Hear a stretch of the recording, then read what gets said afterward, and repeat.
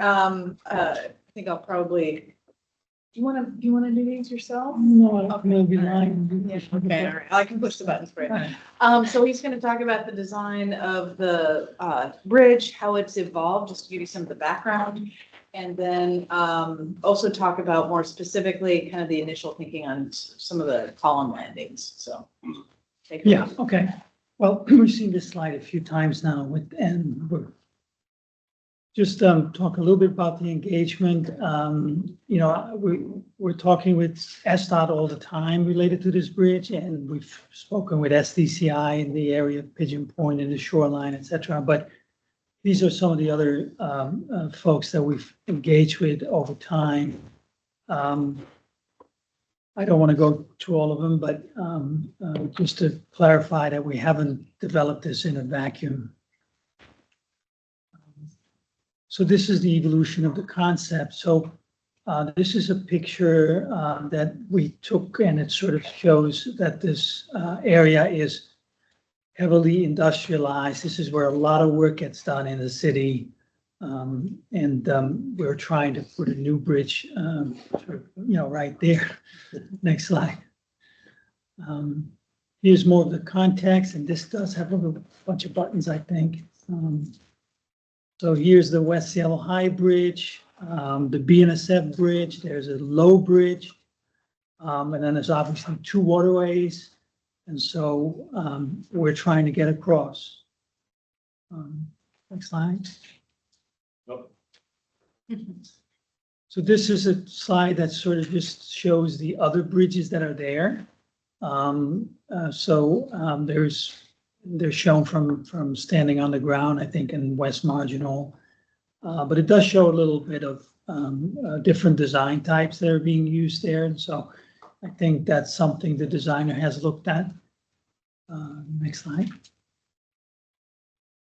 So this project is already underway, I think, roughly 7 years. In phase one, we looked at multiple alignments and multiple bridge types in this area. In phase two, the DEIS phase one was alternative analysis. So phase two, we looked at the preferred alignment, which was at that time determined to be on the south side, where we still are. And we looked at 4 bridge types: the segmental box girder, the hybrid extradose, a steel continuous truss, and a cable stayed. So 4 major types. Then in phase 3, the board confirmed the south crossing as the preferred. This is where we are. And we went back to,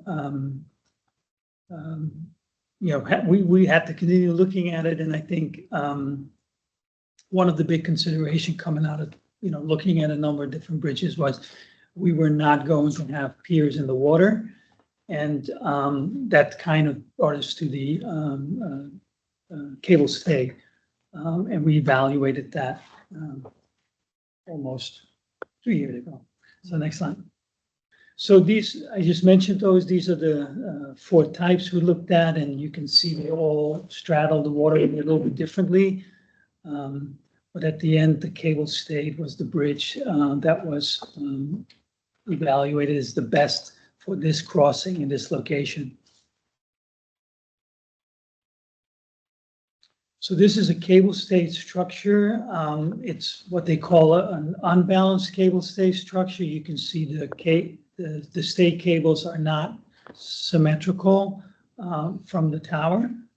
And that is dictated by our alignment and the way this crossing works.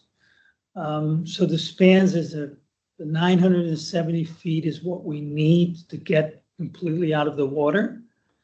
And then the back spans are limited primarily by that back span going back into Pigeon Point. So the conditions on the ground really determines what your bridge ultimately is going to look like. This is an important bullet. I'll talk about it a little bit later. So we have 12-foot diameter shafts, and they go 250 feet deep to carry this bridge. And then there's, this is a new type of bridge for Sound Transit. We do not have a bridge like this, and that has all sorts of maintenance considerations. There's a picture there of a neighboring city that has a bridge that does have a diamond pylon, so it's not a completely new thing. Next slide. So this was the crossing concept, so coming around Pigeon Point, placing the cable stay, and then continuing so to Soto. Next slide. So the PE concept design. This lays out all of the approach spans, and then the green, colored green crossing, the line there, that is the Duwamish crossing. We'll be talking about that now. But you can see it does sit as the closure piece in a whole string of long spans. Next slide. So these were some of the early bridge studies that we did. I mentioned that our structural engineer did work with an architect with lots of experience in this type of design. And so we looked at diamond pylons, the V pylon, the H pylon, and a number of single pylons. So that was our preliminary work. Next slide.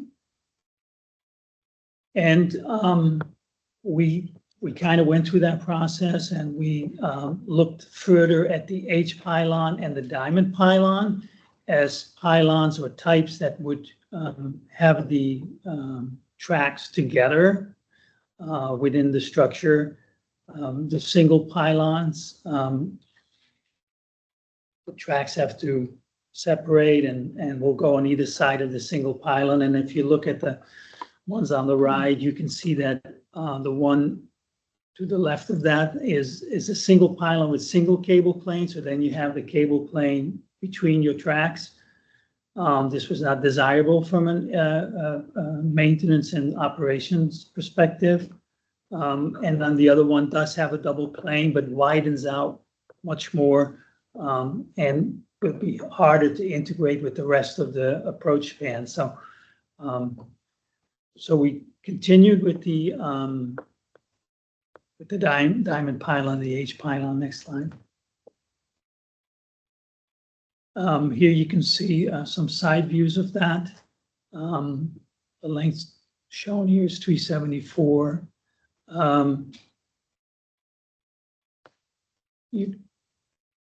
The ground where the pylons meet the ground, there's a little bit of a difference there in terms of the volume of concrete that reaches the ground. So I think the final pylon option, I think the diamond is clearly favored. It's how it interacts with the ground plane. I think that's an important aspect. And this is the height of the pylon. And so it was determined that 374 was the appropriate height for a structure like this in terms of the angles on the cables. The nearby airport is King County Airport, and there is a height restriction on the pylon. The height restriction is 342. That's the FAA constraint.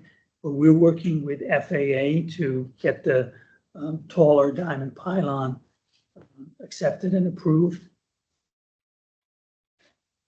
Next slide.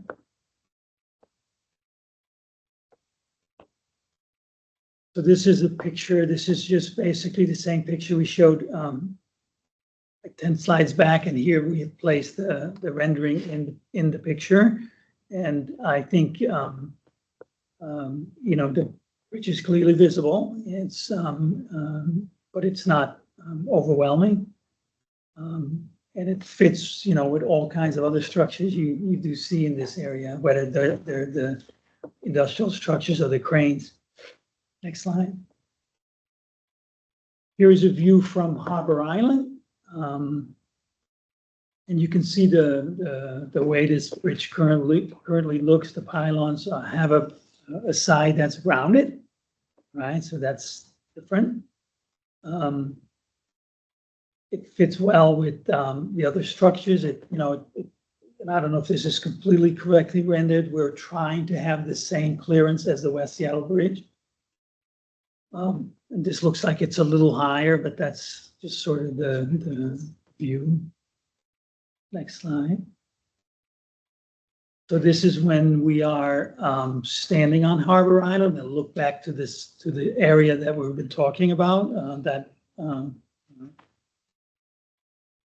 so looking back at Pigeon Point. This is a view again from maybe a little bit more of the waterway, but from Harbor Island. And no, I think the picture speaks for itself. Another view, I think this kind of shows a number of bridges next to each other, and that they, despite the fact that they're different, they're quite compatible next to each other like that. It's so that's a good view at the golden hour, right? Because it is kind of a nice time of day. Next slide. Here's a night view. Again, type of, the needle look is clearly visible here. Okay. This goes a little bit to the fact that we do come very close to the West Seattle Bridge, which has been rehabilitated recently. And so we're working very closely with SDOT to make sure that our bridge does not affect the West Seattle Bridge, does not create any issues. So there's 4 locations where we do come very close, and you can show the next slide. I can kind of go through them. And it also points a little bit to how all these columns are laid out, but some of our columns come very close to the bridge. Here is the crossing from over the Spokane Street Bridge. The yellow and green, that's basically the SDOT structure. And we're doing a lot of analysis here to make sure that our bridges are compatible in terms of, specifically seismic, but also during construction. Next slide. Here we have this similar situation where we're going over East Marginal Way, the new East Marginal Way structures. And you can see our foundations are very close. So that's being analyzed. Here is the area that we talked about a little bit. This is that dead end in the green space area where the trails come down. And here you can see too, our bridge comes very close to the West Seattle Bridge. And there's concerns that, we want to make sure we appropriately design those foundations and protect the city bridges. And I think there's one more. No, okay, good. Maybe that's something we want to end on, but. Yeah. It's neither threading a needle. No, yeah.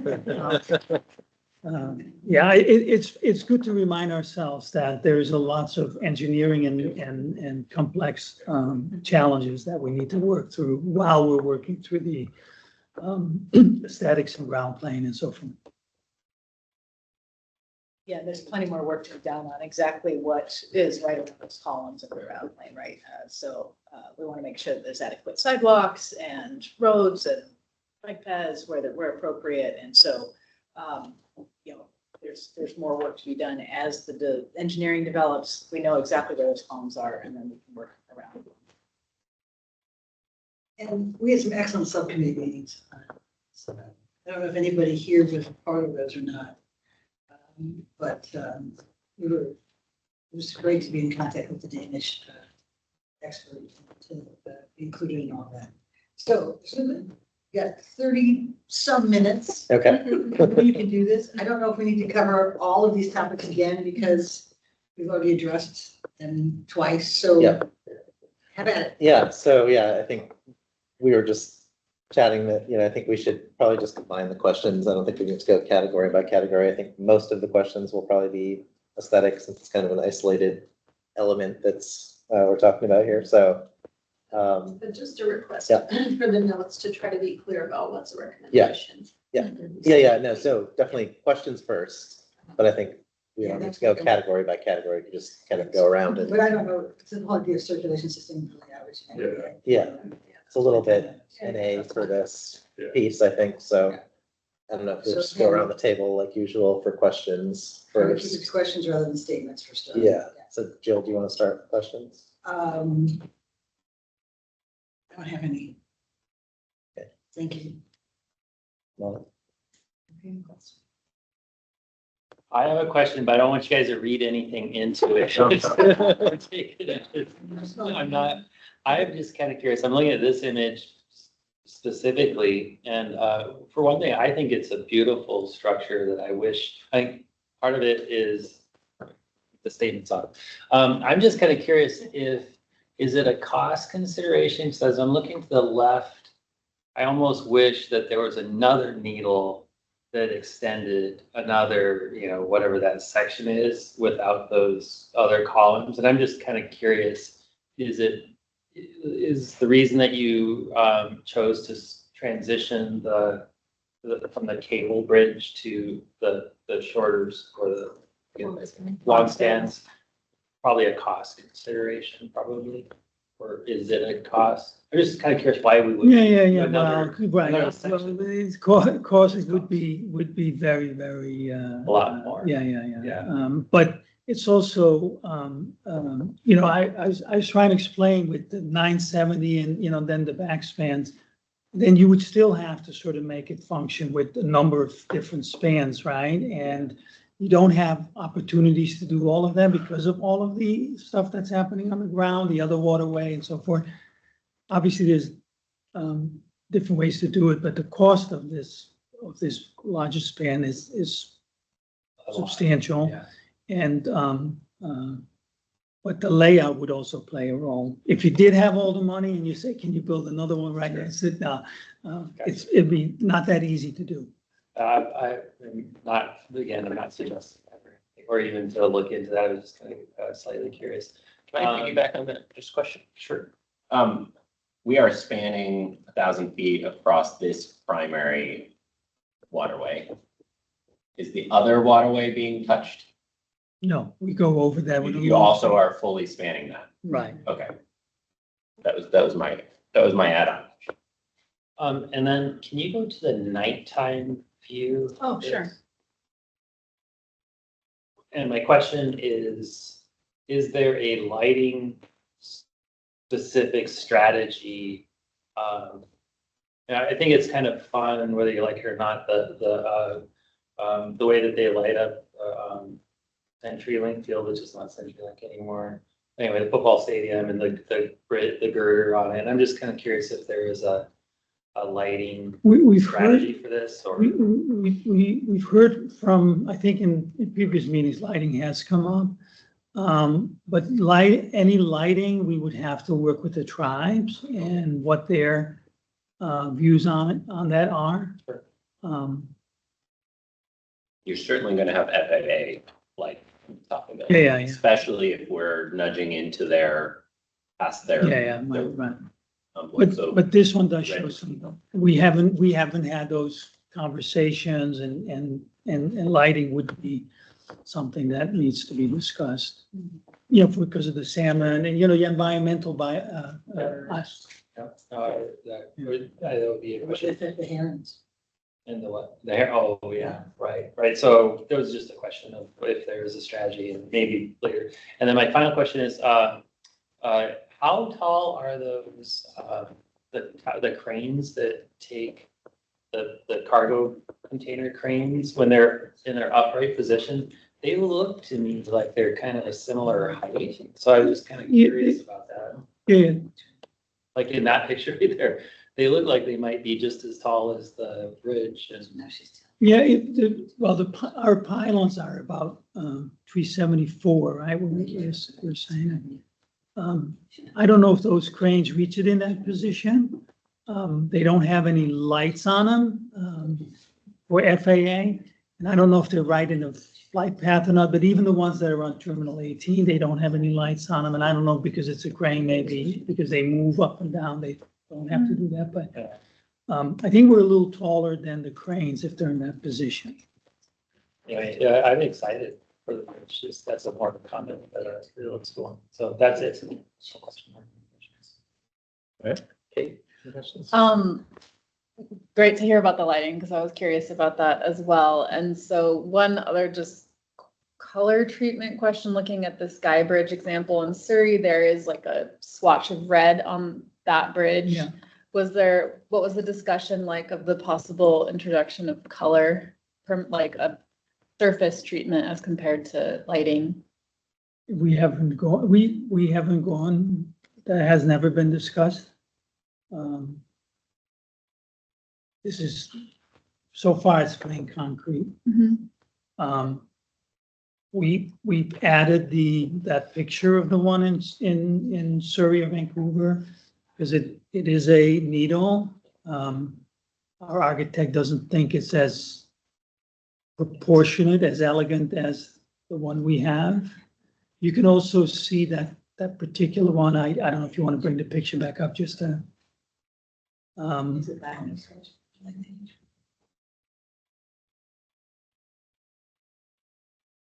The one in Canada, it is asymmetrical, spans a longer span, but I just wanted to show something on that. Yeah. It's 73 on the version that I So have. 75. Oh. 71. Okay.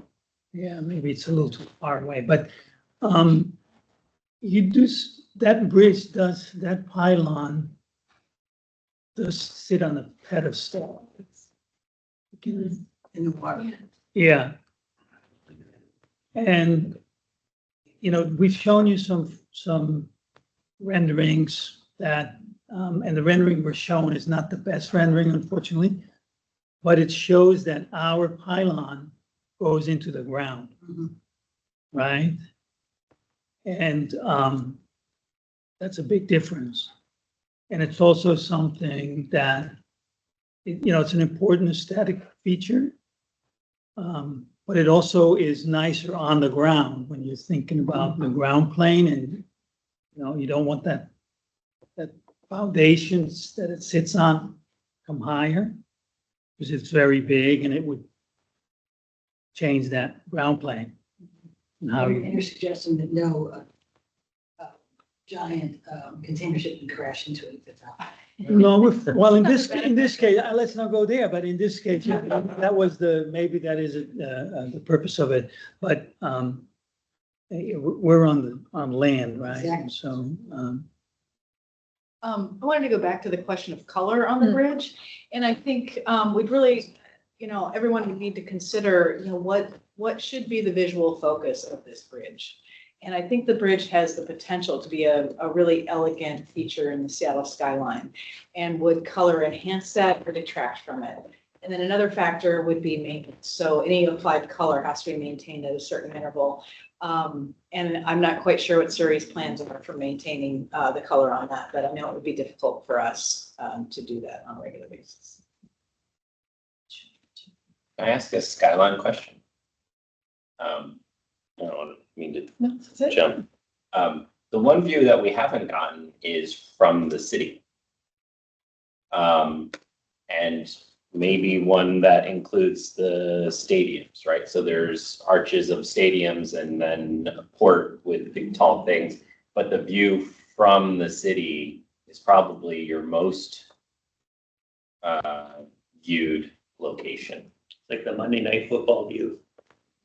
Sort of, right? You know, the flyovers, they always. A lot of views from sort of a helicopter above the sound or up the Duwamish River, but not Columbia Tower. from the wheel or. Yeah, we should think about that for recommendations, like, you know, maybe there's one from like Queen Anne, you know, the Queen Anne Hill viewpoint, Kerry Park or whatever, like, this is really different than other things where it's not really going to be experienced on the ground too much, but.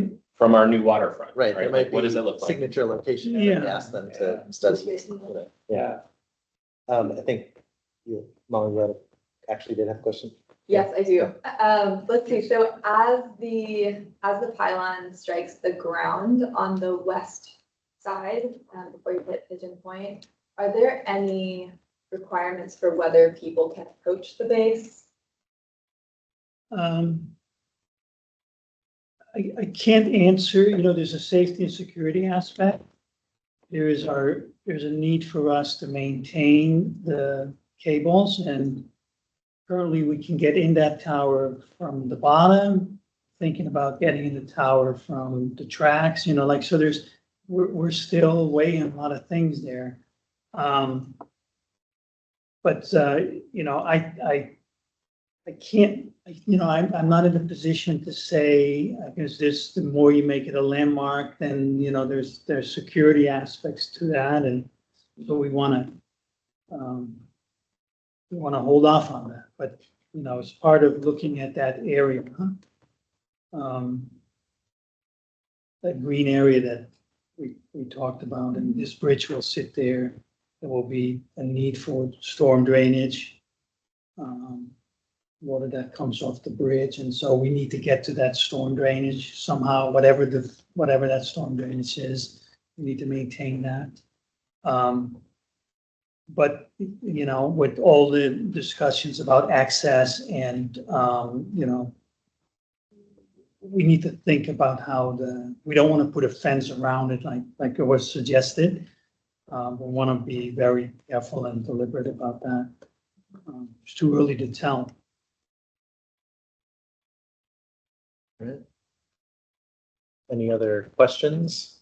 Move into deliberation. I wasn't part of subcommittee or any of the previous comments. Our West Seattle Bridge is repaired, but has a limited future, whether that's 10 or 20 or whatever number of years we put on it. Is this bridge compatible with the future plans of the roadway bridge? Yeah, we have worked with SDOT when they were going through their environmental and TSL for potential replacement of the West Seattle Bridge when it was closed. And we are outside. They don't have concerns that we are within their future right of way when they would go and build a wider bridge at that time or a bigger structure. Yeah. So we have worked with them, and so we're very comfortable that we can be here, but we do have to look at structural compatibility underground with their foundations and. Absolutely. I just see us slightly south of the West Seattle Bridge, and then there's the smaller bridge is slightly north, and I wondered if we were having them in too tight, but I'm glad it's been. No, there is. Great. I just had one really quick question. So aesthetic considerations aside, are there coatings required for performance reasons? Like, are the cables coated, or are the pylons actually coated? Like, are they coated white? Like, do they have to be coated, or are they just natural finishes right now? Well, that's still up for. Okay. Right now, they're concrete. So it's just exposed concrete and. Yeah, regular concrete. Yeah. We haven't gone any farther than. Yeah, so there's no coating required for No. performance or No. structural reasons or anything. The cables will have, the cables will sit in seals back. Will the first 20 feet of cables have the bomb proofing on them? Like highway bridges? I'm not aware, I would have to ask Okay. the structural engineer if we determine that. You have controlled access to the bridge, so that was my question, is whether you're exempt from that or not. And then we also have wires above the trains and the electrification. I don't see a lot of that in any of the renders. Do we use the normal solution on this bridge, or is there something unique on the cable stay portion that sort of ties to the bridge? We expect to have center holes for our OCS. Okay. And depending where they're being placed, we'll work hard not to place one right in the pylon, right? So that there is but that's we'll have our typical center pole system on there. And that's the same all the way along the guideway, whether it's I-beams, box girder, or, Yeah. so we'll have the same. Right. All right, should we move into discussion? I haven't heard any recommendations, have you? Well, we haven't really, No. we've just done Just questions, have right? questions I haven't Yeah. heard. Yeah. Yeah. that'd be good. Well, I do think the patenary line question though could be a recommendation for please show it at 30%. I love a city render and a render with electrification in it, right? Like the. Let's show all of the portions of it. Okay, other things to discuss or recommendations we want to make? No, I wish the other bridges looked this cool. Problem with this bridge is that it kind of, Yeah. the other ones don't look so good now, right? But not to, right, yeah. Yeah. Okay, No, so, yeah, Kind of wish this one was north of the other bridges Right, so that it yeah. would be the bridge you see from downtown, right? Like that would make it more prominent, more, thank you for Sound Transit making the most beautiful bridge. Unfortunately, we're hiding it behind the other ones For the next 15 until, years. thank you. So, I guess the one thing I would be interested in, or recommendation or clarification, maybe this should have been questioned. It looks like the outside of the needle bridges have, like in this image particularly, have like a kind of a soft curve to them. And so that, that doesn't get beat out. So it's just a rectangle, because I think that's part of the value. That's part of the BE in. A curved bridge is stiffer than a straight bridge. Oh, the curve vertical. So about the pylon. I'm talking about the. Oh, sorry. See, like in this image here, it looks like the outside has like a Yeah, soft. as a radius I too. think it's really nice. Yeah, I really like the contrast between that and the flat interior. Yeah, it's kind of sculpted. So I think that's really nice. The cable, I mean, I think color is interesting, but I also feel like it should probably not be, I don't advocate for any color spread. It's really elegant the way it is, and yeah, I don't have any issues. I also really appreciate that it comes down and where the way it touches the ground, like you're describing it, the big huge foundation is all below grade, which I think is going to be really nice. And then the issue would be like people coming up and tagging it and spray painting it, however you protect it. But even if it does happen, I mean, I still think as long as the upper parts are good. So I'm pretty excited about this part of the bridge. You want to keep talking about color? I think there's an opportunity for a big art expression. If it could be colored, I don't know if it's colored lights, I don't know if it's color on the thing, I think the pylons, but yes, it's a big, beautiful thing, but it doesn't have to be sterile, big and beautiful. So, I don't know what scale. There were two scales I was thinking of. Of course, I have to just consider it. I'm not arguing. Of course, I know y'all are gonna just want the raw concrete. But one thing I was just thinking as a thought experiment, the eye of the needle, the interior eye, if that had a color treatment, could be really interesting. Because depending on your angle shift, you would either see it or you wouldn't. The other thing that I was thinking of was for the transit user's experience, if there was a lighting color wash, especially at night, that could be really cool as you have that one moment, like when you go through this color wash. Also, of course, there's that interactive aspect of if the lighting tone changes, like we, witness, for example, with the Eiffel Tower or even the Space Needle. So anyways, I just had to mention it, just putting it out there. I think doing that in a lighting concept is something that can be flexible and change and be controllable. Doing it in something like BC where they put a fixed color on Yeah. means maintenance, means No, of course. hassle. I mean, lighting is always a better option for many reasons, if you can.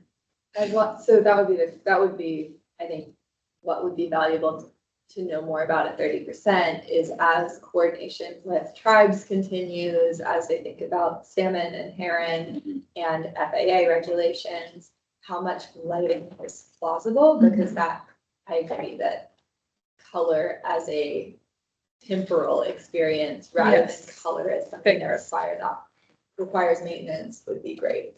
And there's a lot of different scales at which there could be an interesting art intervention here. We're thinking about the ground plane, you know? So look at the rain.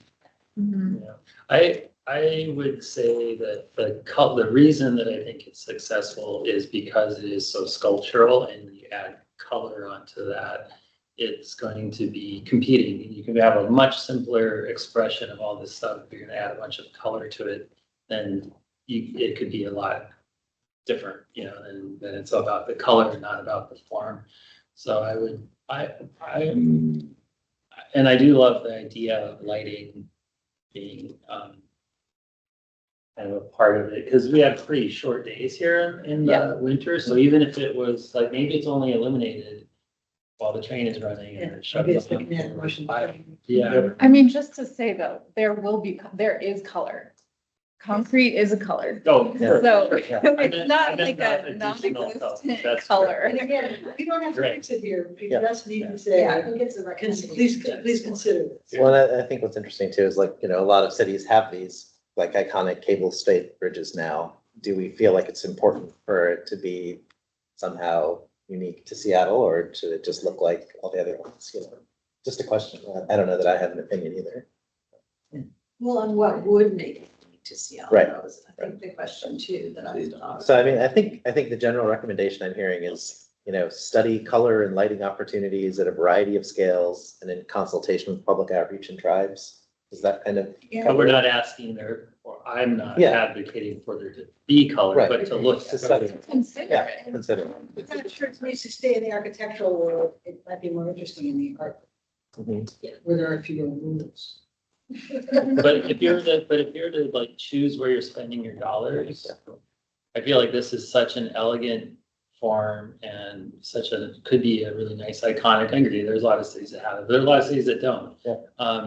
And if I'm gonna spend, you know, you're gonna do maintenance and spending, I feel like there's a lot better places that can have be a lot more improved. If you spend that money, that might have, this doesn't need as much help as. I mean, the other. It's true, but with that said, if you look at the night rendering, which I understand, like, it's not fixed in stone, but like, there will be a lighting strategy. Tunable color, you know, LEDs are not very expensive. It's Yeah, certainly the lighting is cheapest easy. way to alter an environment for a viewer's experience, so. Yeah. Yep.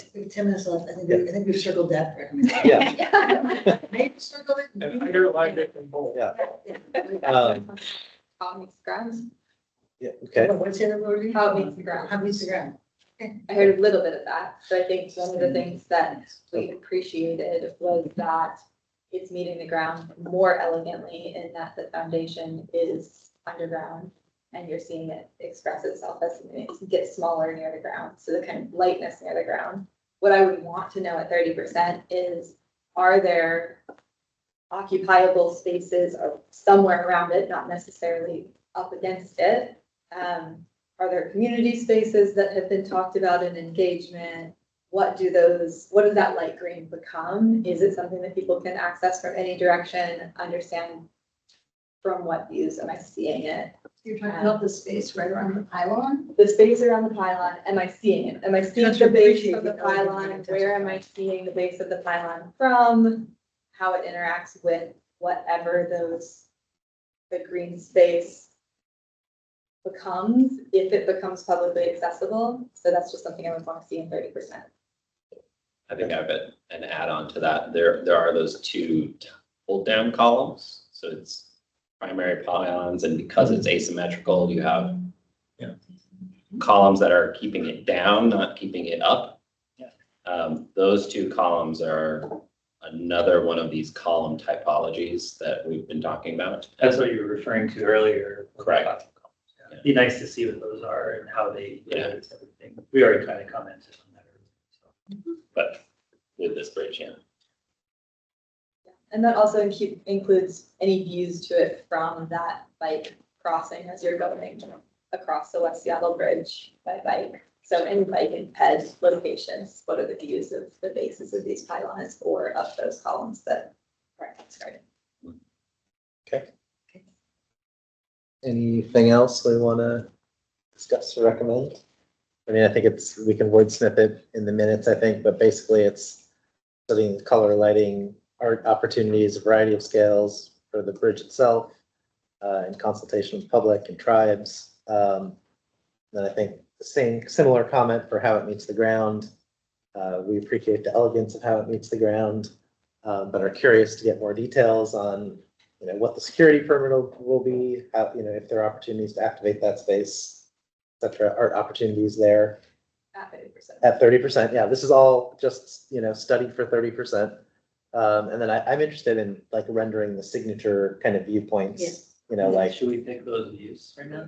I mean, we could probably recommend something like that, right? Yes. Yes, I mean, like, I think like Cary Park, that's like, when people photograph this, the Seattle skyline, that's kind of like it, right, from Queen Anne Hill, maybe from the I thought waterfront. the waterfront was a good suggestion. Yeah. Waterfront is where all our tourists are. Right? Yeah. So So Cary Park, waterfront, All our future tourists are Cary Park. like maybe the experience while you're on the train. I don't know. I don't know if you really see much up the side. Yeah, you just kind of look out the side. Yeah, it might not really be. Probably not. I mean, I think it'd be similar to the West Seattle, being on the West Seattle Bridge, but you have the West Seattle Bridge in your way. Right, So or, yeah. probably not. I mean, I think you've kind of already shown views Yeah. from like the high, like you'll probably see it as you're driving on the highway when you approach from either end. So just maybe, kind of continuing rendering that. And if there's another view that we didn't. Yeah, and yeah. Yeah, But yeah, I think, the experience of this is like at the city scale. So I think just showing Yeah. depictions of that. Specific views. Okay, so I guess, Do you have any Any- clarifying questions for us after 4 hours of? It's 3 hours. got every word. No, I thought it was. Grueling ordeal. It was a good, interesting discussion and thought you were pretty clear about some of the ideas to bring back next time or things to consider. Derek, Barbara, anybody? Good. Okay. okay, so. You want to summarize it? Yeah, so again, I think we'll get the language right in the minutes, but basically, studying the opportunities for the bridge itself with art, lighting, color, public outreach and consultation with tribes, studying how it meets the ground, what the opportunities for uses are there, activation of that space, what the security looks like on the ground, and then kind of rendering some of these signature skyline views from iconic Seattle locations. All of that is just stuff to study and present at 30%. So with that, I think the Seattle Design Commission is voting to approve the preliminary engineering of the Duwamish crossing. We just do a show of hands again. I think we're all in agreement here. I vote I love the bridge. Yeah, Love the bridge. yeah. And Beautiful bridge. yeah, and we all are very enthusiastic and really appreciate this element. I think it's just super exciting for everyone. So, Thank you. yeah, Yeah. beautiful, And- beautiful design. Oh, I just wanted to say thank you all so much. I think there were a lot of great comments and suggestions and food for thought as we go into the final design of these. Fantastic. Same here. Thank you. All right. We're done.